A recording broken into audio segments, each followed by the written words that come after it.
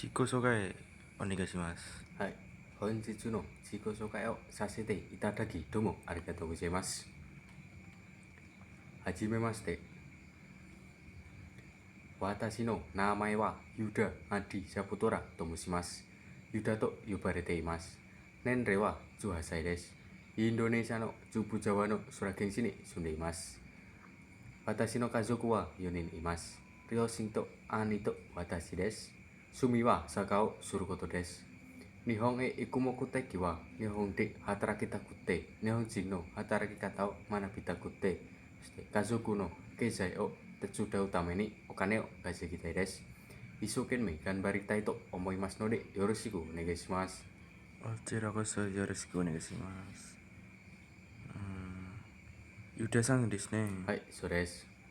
その5年の後は何をしますか9年間後は、私はインドネシアに帰りたいです。そしてチャーハンのレストランを建てたいです。以上です。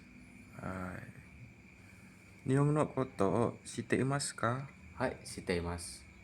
何を知っていますか例えば、ナルトのアニメです。ナルトのアニメは、忍者のアニメです。以上です。はい、わかりました。日本のことは何って知っていますか日本のことは、私はインターネットで知っています。そうですね。はい、そうです。日本に行ったことがありますかいえ、私は日本に行ったことがありません。日本に行ってみたいところがありますかはい、あります。例えば、私は琵琶湖へ行ってみたいです。はい、わかりました。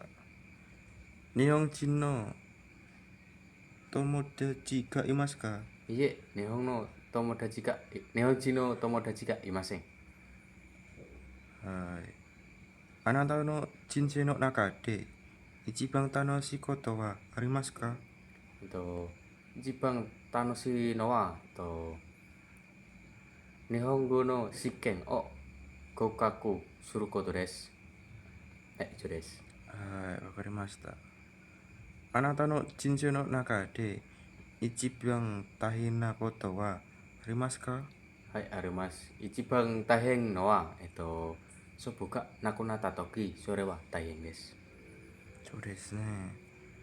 日本で食べてみたい食べ物がありますかはい、あります。例えば、イブキそばを食べてみたいです。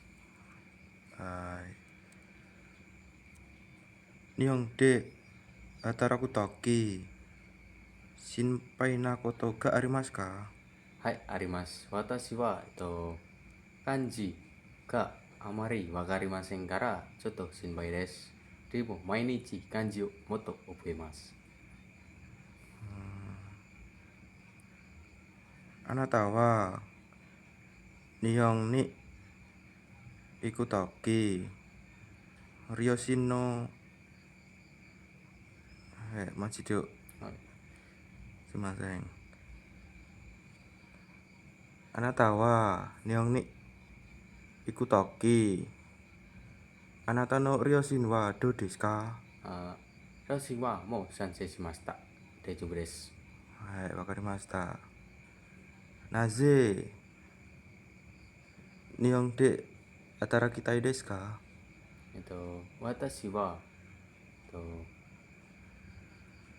日本人の働き方を学びたくて、そして家族の経済を手伝うためにお金を稼ぎたいです。だから日本で働きたいです。以上です。はい、今日の面接が終わりです。どうもありがとうございます。はい、どうもありがとうございます。